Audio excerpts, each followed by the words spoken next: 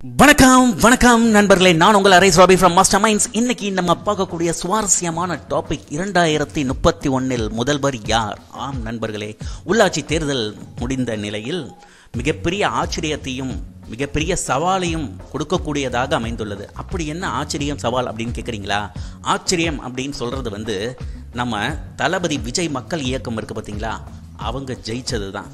அதே சமயத்தில் மிகப்பெரிய சவால் அப்படின்னா மிகப்பெரிய வெற்றியை குவித்த ஆளுங்கட்சி திமுகவிற்கு இது மிகப்பெரிய சவால். ஏன்னா ஜெயிச்சவங்களை எல்லாரையும் எந்த அளவுக்கு கண்ட்ரோலில் வச்சுருப்பாங்க, எந்த அளவுக்கு நியாயமாகவும் நேர்மையாகவும் தங்கள் பணியை மக்கள் சேவையில் கண்டிப்பாக இருப்பார்களா, அதில் ஈடுபடுவார்களா, இதில் முதல்வர் எந்த அளவிற்கு அதில் கண்டிப்பாக செயல்படுத்தினால் மக்களிடையே போய் சேர்வார். அதாவது இந்த நேம் இருக்குது பார்த்தீங்களா, ஒரு பிராண்ட் இமேஜ் திமுக கிடைச்சிருக்கு இந்த எலெக்ஷனில், அது உள்ளாட்சி தேர்தலில் பிரதிபலிச்சுது. இதை தக்க வச்சுப்பாங்களா? இதுதான் மிகப்பெரிய சவால். இப்போ விஜயும் உதயநிதி ஏன் இங்கே போட்டிங்க, முதல்வர் யார் அப்படின்னா, கண்டிப்பாக விஜய்க்கு அரசியல் ஆசை இருக்குது அப்படின்றது முன்னாடியே நமக்கு தெரிந்த விஷயம்தான். இந்த உள்ளாட்சி தேர்தலில் அவங்க எடுத்த சீட்டு கண்டிப்பாக இது அவங்களுக்கே ஒரு உத்வேகத்தை கொடுத்துருக்கு அப்படின்னு தான் சொல்லலாம். ஏன்னா இது சாதாரண ஒரு சின்ன விளையாட்டு கிடையாதுங்க. பல நாட்கள் பல வருடங்கள் இதற்காக உழைத்திருக்கிறார்கள் விஜய் மக்கள் இயக்கம், விஜயுடைய ரசிகர்கள். அதை பற்றி தான் பார்க்க போகிறோம். அப்புறம் நீங்கள் இந்த ரஜினி கமல் விஜய் அப்படின்னு போயிட்டு இருந்த லிஸ்ட்டில் கமல் சீமானை இவங்களை பற்றிலாம் விட்டுட்டீங்களேன்னு கேட்கலாம். அதையும் பார்த்துருவோம் வாங்க. ஆம் நண்பர்களே, அதாவது இந்த நம்ம ஆமக்கரி அமாவாசை சைமன் இருக்கார் பாருங்க, அவர் இதுக்கு முன்னாடி எலெக்ஷன் சமயத்தில் ரஜினி கமல் விஜய் யாருக்கும் அரசியல் ஆசையை வரக்கூடாது, அவன் உடனே அடிக்கிற அடியில் அப்படின்னு பேசினாப்புல. அதுக்கப்புறம் பார்த்தீங்கன்னா இந்த உள்ளாட்சி தேர்தலில் நம்ம விஜய் மக்கள் பக்கம் இருந்தாங்க அப்படின்னு தான் சொல்லணும். என்ன மக்கள் பக்கம் இருந்தாங்கன்னா, உள்ளாட்சி தேர்தல் ரிசல்ட்டில் சீமான் வாங்கின சீட்டை பார்த்த உடனே கிட்டத்தட்ட சாணியை கரைச்சி அடிச்சாங்கன்னு தான் சொல்லலாம். ஏன்னா அந்த அளவுக்கு விஜயை ரொம்ப பேசினார். ரசிகர்கள் ரொம்ப ஆவேசமாக இருந்தாங்க.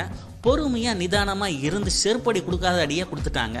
இந்த உள்ளாட்சி தேர்தல்ன்றது ஒரு இண்டிவிஜுவல் பர்சனோட ஃபேஸ் வேல்யூ, களத்தில் எந்த அளவுக்கு அவங்க இருக்கிறாங்க அப்படின்றது தான். அதில் விஜய் அவர்கள் தேர்ச்சி பெற்று விட்டார். இங்கே கோட்டை விட்டார் நமது ஆமக்கரி அமாவாசை. ஸோ இதில் பார்த்தீங்கன்னா இந்த எலெக்ஷனில் கமலும் சீமான் அவர்களும் போட்டிக்கிட்டாங்க. இவர்களை பற்றி சொல்லலையேன்னு கேட்டிங்கன்னா, and Seeman big boss and small boss, the two jokers in Tamil Nadu politics. அவங்க இது ரெண்டும் ஒரு மிகப்பெரிய கோமாளிகளாகவே இந்த எலெக்ஷனோடு சரி சித்தரிக்கப்பட்டு விட்டார்கள். அடுத்த எலெக்ஷனில் காணாமல் போயிடுவாங்க. இதுதான். அதுக்கு அடுத்த எலெக்ஷன் என்ன நடக்க போது, விஜய் அவர்களுடைய ஸ்ட்ராட்டஜி என்ன, அவர் பின்னாடி யார் இருக்கிறாங்க அப்படின்றது எல்லாத்தையும் ஒன்று ஒன்றா பார்ப்போம். கண்டிப்பாக இந்த காணொலியை ஸ்கிப் பண்ணாதீங்க. விஜயை பிடித்தவர்களுக்கு இது வேற லெவலில் இந்த வீடியோ உங்களுக்கு இருக்கும். எஸ் மை டியர் ஃப்ரெண்ட்ஸ், வாங்க சுவாரஸ்யமான கட்டத்துக்கு போவோம்.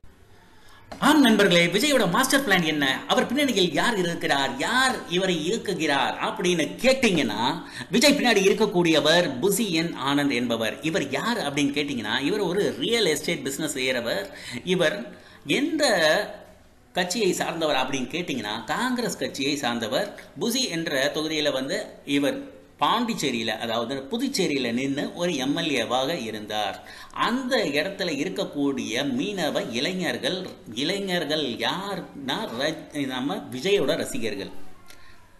விஜயோட ரசிகர்கள் அப்படின்ற ஒரே காரணத்தினாலேயோ இல்லை இவருக்கு ஆதாயம் கிடைக்கும் அப்படின்னு காரணத்தினாலேயோ இல்லை தெரியல, அவர்களை வைத்து அங்கே இருக்கும் மக்களுக்கு பல உதவிகளை செய்தார், அவர்களை உபயோகப்படுத்தி கொண்டார்.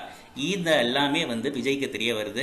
ரொம்ப நல்ல நம்ம மக்கள் சேவையெல்லாம் நம்மளுடைய ரசிகர்களை வச்சு செய்கிறாரு அப்படின்னு ஒரு நல்ல அபிப்பிராயம் விஜய்க்கு இவரை பற்றி வருது. அது மட்டும் இல்லாமல் ரியல் எஸ்டேட் இவருடைய பிரச்சனைகள் இது எல்லாத்தையுமே விஜயோட பிரச்சனையை எல்லாத்தையுமே தீர்த்து வச்சாரு. யாருன்னா இந்த புசி என் ஆனந்த். ஸோ புசி என் ஆனந்த் ஒன்ஸ் விஜயோட அபிப்பிராயம் படைத்தவர் அப்படின்ற மாதிரி, அபிமானம் படித்தவர் அப்படின்ற மாதிரி ஒரு கண்ணோட்டத்தில் பார்க்கக்கூடிய நிலைக்கு வந்த பிறகு எஸ்ஏசி கொஞ்சம் கொஞ்சமாக ஓரங்கட்டப்பட்டார். ஏன்னா அவர் பேசின பேச்சு எல்லாமே அப்படி. ஏன்னா திடீர்னு தான் பையனை என் பையனால் தான் ஜெயிச்சது அப்படின்னு சில விஷயங்கள் சொன்னது, இது எல்லாமே விஜயை முகம் சுழிக்க வைத்தது. அது மட்டுமா, இவர் 2006 அரசியல் ஆசை வந்துடுச்சுங்க. அரசியல் ஆசை வந்த உடனேயே அடி வாங்கிட்டாரு.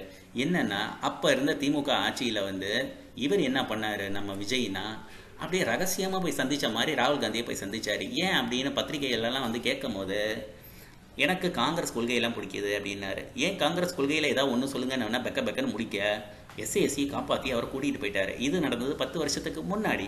ஸோ இந்த 10 வருஷத்துக்கு இடைப்பட்ட காலத்தில் எந்த அளவுக்கு அரசியல் முதிர்ச்சி பெற்றவராக இருக்கிறார் விஜய் அப்படின்றது ஒரு மிகப்பெரிய கேள்விக்குறி.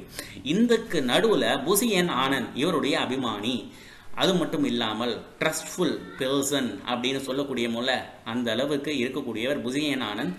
கட்சி அப்படின்னு ஆரம்பிக்க போகிறோம் அப்படின்னும் பொழுது விஜய் மக்கள் இயக்கத்தை எந்த அளவுக்கு அவர் கொண்டு வரார்னா, தனி டிபார்ட்மெண்ட்டாக வச்சு எல்லாத்தையுமே செயல்பட்டு இருக்கிறார். இதை பற்றி ஒரு தனி காணொளியில் கண்டிப்பாக பார்ப்போம். ஆம் நண்பர்களே, அடுத்து பார்த்தீங்கன்னா டைம் டு லீட்.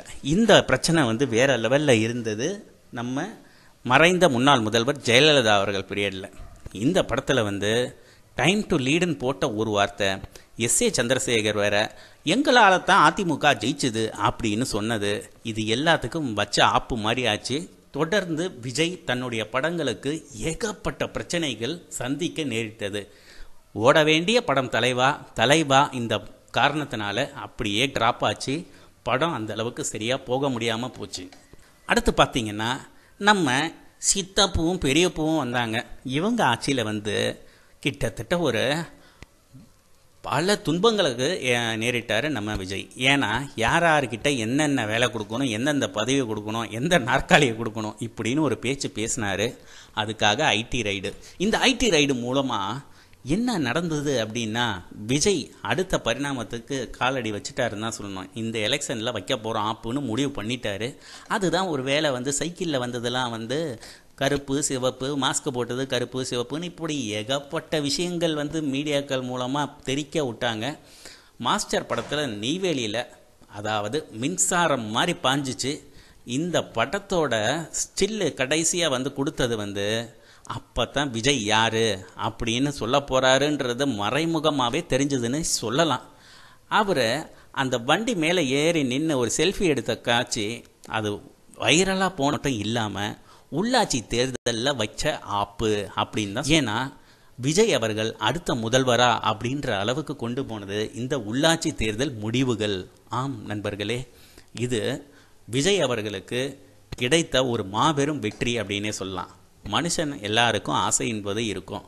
வளர்ச்சி என்பது அந்த வளர்ச்சியை கரெக்டான படியில் உபயோகப்படுத்துகிறாங்களா அப்படின்றது தான் முக்கியம். எம்ஜிஆர் வந்தார்னா எம்ஜிஆர் படத்தில் நடிக்கிறதுக்கு இருக்கும்போதே கட்சியில் களப்பணியில் களத்தில் இருந்து வேலை பார்த்தவர், பல விஷயங்கள் அறிந்தவர். ஸோ விஜய் அவர்கள் இந்த 10 ஆண்டு காலம் நான் சொன்னது இந்த 2031 தான் வேறு லெவலில் இருக்க போகுது அப்படின்னு சொன்னேன்.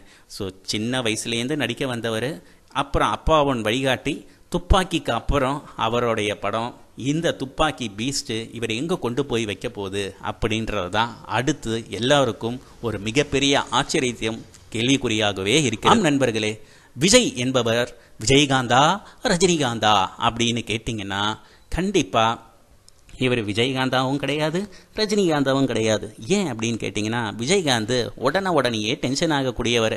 டாய் ஊயின்னு கத்தி சட்டசபையிலேயே வந்து தூக்கி அடிச்சிடுவான் பாரு அப்படின்லாம் பேசுகிறவர். ரஜினிகாந்த் இருக்கார்ல, அவர் எதையுமே வந்து தீர்க்காதமாக அப்படியே ஒரு முடிவை எடுத்தோன்னா நிற்க மாட்டார். அது மட்டும் இல்லாமல் அரசியல் ஆசையே இல்லாதவர். அவருக்கு ஆசை இருந்திருந்தால் 1996-98 வந்து அவர் வந்து சிஎம் ஆகியிருக்கலாம். ஆனால் நழுவ விட்டு விட்டார். விஜயகாந்த் அவர்கள் தன்னுடைய உடல்நிலை மற்றும் அவருடைய பேச்சு மட்டுமே தான் அவரை இந்த பதவிக்கு வர முடியாமல் போயிடுச்சு. இதில் விஜய் பார்த்தீங்கன்னா பொறுமையும் நிதானமும் ரசிகர் பட்டாளமும் ரஜினியை போன்று இருப்பதன் காரணத்தினால் இவர் லெவலே வேற அப்படின்னு தான் சொல்லலாம். ஆனால் இவர் அடுத்த எம்ஜிஆர் கேட்டிங்கன்னா கண்டிப்பாக வந்து இந்த 10 வருஷத்தில் அவர் எடுக்கக்கூடிய இந்த அப்பன்டிஸ் ட்ரைனிங், இந்த ட்ரைனிங்கில் எந்த அளவுக்கு இவர் தன்னை ஆயத்தப்படுத்திக்கிறாரோ அதை பொறுத்து தான் விஜய் அவர்கள் அடுத்த முதல்வர் ஆவதற்கு எந்த அளவிற்கு பாசிபிலிட்டிஸ் இருக்குது அப்படின்னு தெரிய வரும். S my dear friends, Vijay அடுத்த முதல்வரா அப்படின்றது வந்து இன்னும் கொஞ்சம் பல விஷயங்கள் தேர்ந்தெடுத்து, ஏன்னா ஒவ்வொரு டிபார்ட்மெண்ட்லாம் திறந்துருக்காங்களாம். புசி என் ஆனந்த் எப்படி ஒர்க் அவுட் பண்ணுறாருன்னா, ஒவ்வொரு தொகுதியிலையும் விஜய் மக்கள் இயக்கம் வந்து டிபார்ட்மெண்ட் வைஸாக இருந்து அவங்களுக்கு உள்ள தேவைகள், விலையில்லா பொருட்கள், விலையில்லா சாப்பாடு அப்படின்லாம் கூட, அதாவது அம்மா உணவகம் மாதிரி காசு இல்லாமல் சாப்பாடு சாப்பிட்டு போகலாம் அப்படின்ற மாதிரிலாம் திறந்திருக்காங்க. இது எல்லாமே இன்னும் இருக்குது. சோஷியல் மீடியாவில் அந்த அளவுக்கு வைரல் ஆகலை. ஸோ விஜய் அவர்கள் மறைமுகமாக மக்களுக்கும் சரி, தேவைப்பட்டு அவரிடம் வருபவர்களுக்கும் சரி, பல விஷயங்கள் செய்து கொண்டு தான் இருக்கிறார். விஜய் அடுத்த முதல்வரா, இவர் நகர்த்தும் ஒவ்வொரு காய் பற்றி அடுத்து என்னென்ன நடவடிக்கை எடுக்கிறார் அப்படின்றத அடுத்த காணொளியில் விலாவரியாக பார்ப்போம். S my dear friends, thank you for watching this video. Stay with us connected by subscribing Arise Robbie Masterminds and don't forget to click on the bell icon. ஆம் நண்பர்களே, இந்த காணொளியை பார்த்தமைக்கு நன்றி. நீங்கள் உங்களுடைய சப்போர்ட்டை கொடுக்கணுன்னா நீங்கள் சப்ஸ்கிரைப் பண்ணுறதும் லைக் பண்ணுறதுல மட்டும்தான் இருக்கிறது. Okay my dear friends, thank you, bye.